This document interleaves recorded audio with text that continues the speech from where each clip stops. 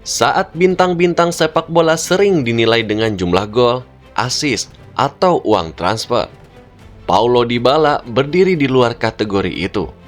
Ia bukan sekedar angka, ia bukan sekedar statistik. Ia adalah bukti hidup bahwa keindahan sepak bola sering lahir dari ketidaksempurnaan. Dari perjalanan yang dipenuhi oleh lika-liku, cedera, tekanan harapan, dan pilihan hidup yang memerlukan keberanian. Dari lapangan kecil di Argentina hingga panggung besar Serie A Italia, dari sorotan Juventus hingga kebangkitan emosional di AS Roma, Dybala telah hidup lebih dari sekedar angka. Ini adalah kisah seorang pemain yang belajar mencintai sepak bola bukan karena ia sempurna, tetapi karena ia terus berjuang saat semuanya tidak berjalan sempurna.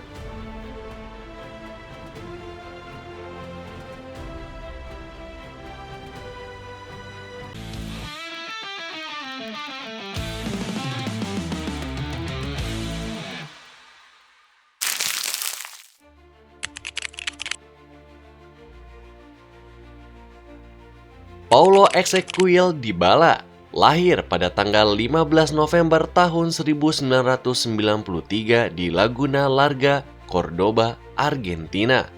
Sebuah wilayah yang jauh dari gemerlap sepak bola Buenos Aires, tetapi penuh tradisi pemain teknis. Ia tumbuh dari keluarga berdarah Argentina dengan warisan budaya kuat dan kecintaannya terhadap sepak bola sejak kecil. Ayahnya adalah mantan pemain amatir yang menjadi pelatih pertama Paulo.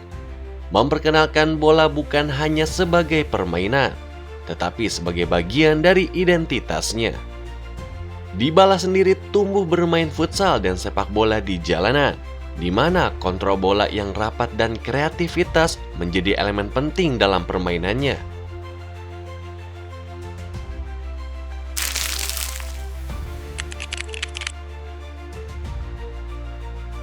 Karir profesional Dybala dimulai di Instituto Atlético Central Córdoba, klub Argentina yang banyak melahirkan pemain berbakat.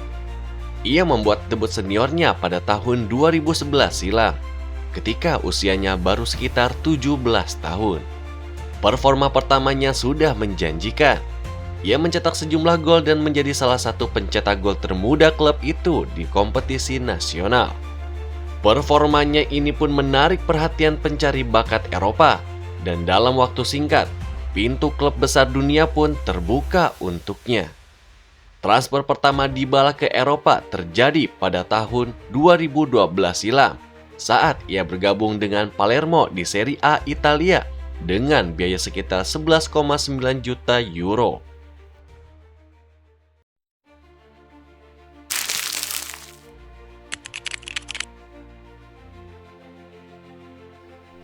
Serie A Italia adalah tantangan besar bagi pemain muda asing.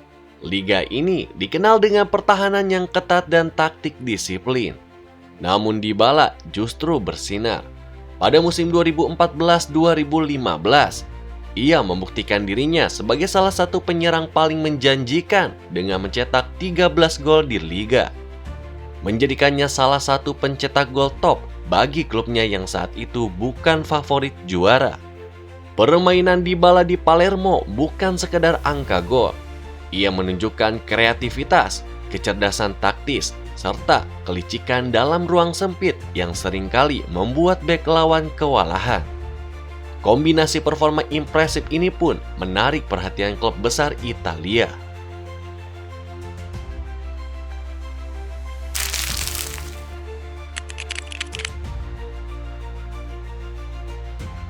Pada tanggal 1 Juli tahun 2015 silam, Paulo Dybala resmi bergabung dengan Juventus dengan biaya transfernya sekitar 32 juta euro.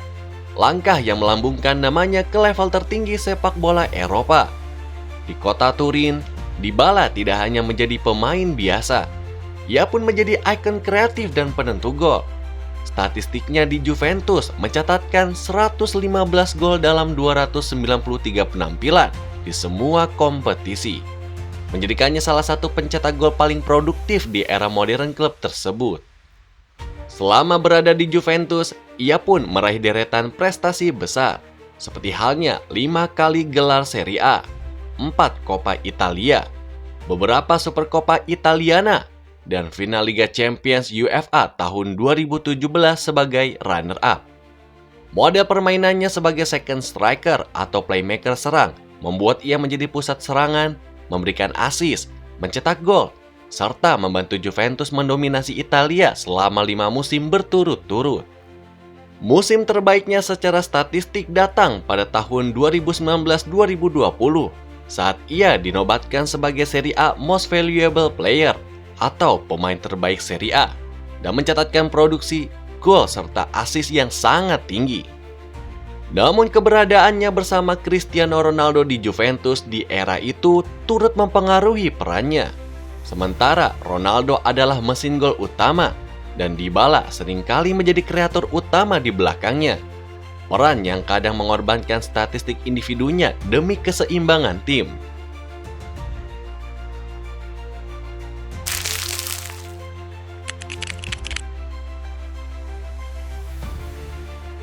Mulai musim 2020-2021, Paulo Dybala mulai sering menghadapi masalah kebugaran.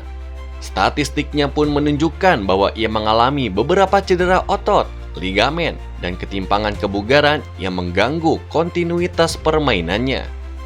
Cedera-cedera inilah yang menyebabkan ia sering absen dalam periode penting dan menurunkan kontribusinya di Juventus. Pada musim tersebut, ia hanya mencetak 5 gol dan 4 assist dalam 26 laga di semua kompetisi. Sangat jauh di bawah standar tertingginya sebelumnya. Masalah cedera itu pun bukan hanya 1 atau 2 kali. Rekam jejak medis di musim-musim berikutnya pun menunjukkan serangkaian cedera otot, ligamen lutut, dan masalah paha yang membuatnya tidak bisa tampil reguler, yang menjadi awal dari periode menurunnya dalam karirnya. Masalah kebugaran ini pun bukan hanya mengganggu performanya, tetapi juga menimbulkan debat publik dan kritik media tentang apakah Dybala bisa mempertahankan level tertinggi di usianya jelang 30 tahun.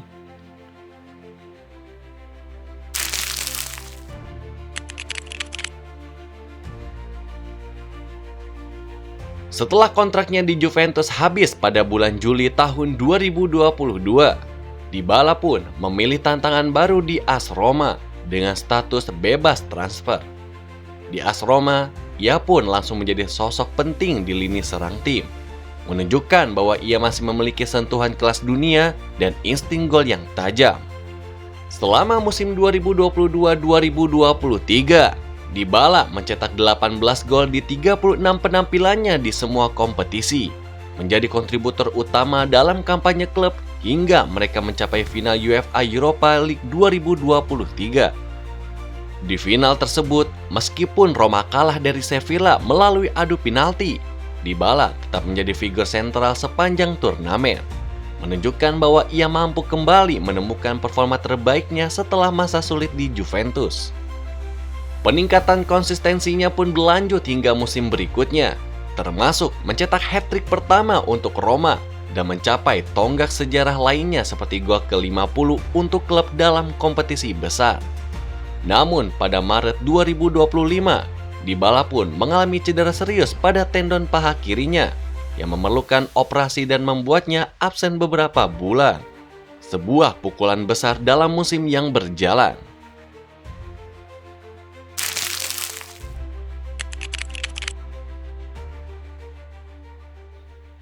Dybala melakukan debut internasionalnya untuk timnas Argentina pada tahun 2015 silam dan menjadi bagian dari kelompok pemain yang membawa pulang FIFA World Cup tahun 2022, termasuk mengeksekusi penalti dalam adu penalti final melawan Prancis. Meskipun tidak selalu menjadi starter utama di tim nasional karena persaingan ketat dengan pemain seperti Lionel Messi dan Lautaro Martinez, ia tetap menjadi pilihan strategis pelatih karena kreativitasnya di lini depan. Ia juga mencetak gol penting di finalisima tahun 2022 atas Italia yang membantu Argentina memenangkan gelar antar benua. Namun, walau sukses besar, Dybala pula mengalami kekecewaan besar ketika ia tidak dipanggil untuk timnas di Copa America tahun 2024. Sebuah keputusan yang mengejutkan banyak pengamat sepak bola.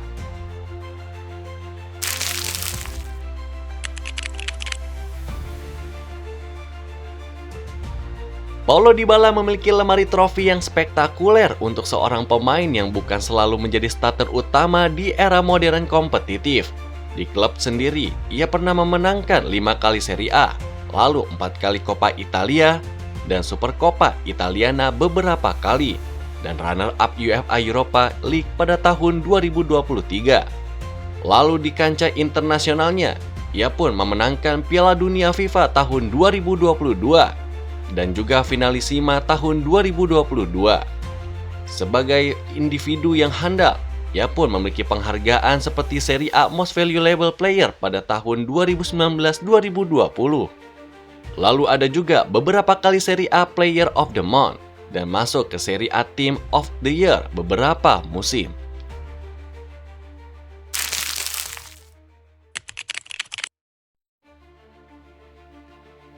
Kisah hidup dan karir Paulo Dybala mengajarkan bahwa bakat besar bisa datang dengan tantangan besar pula. Cedera, kritik, keputusan takdir, semua itu tidak dapat dihindari. Namun yang membedakan legenda sejati bukanlah jumlah golnya, tetapi bagaimana ia terus kembali, berkarya, dan tetap relevan di level tertinggi sepak bola dunia, meskipun menghadapi setiap tantangan itu dengan kepala tegak. Paulo Dybala adalah contoh nyata bahwa sepak bola modern bukan hanya tentang kekuatan ataupun statistik angka semata. Ini tentang ketahanan mental, kreativitas tanpa henti, dan cinta terhadap permainan. Terima kasih telah menyimak kisah lengkap dari salah satu talenta terbesar Argentina dan salah satu seniman bola yang paling dihormati di generasinya. Sampai jumpa di video berikutnya hanya di Soccerverse ID.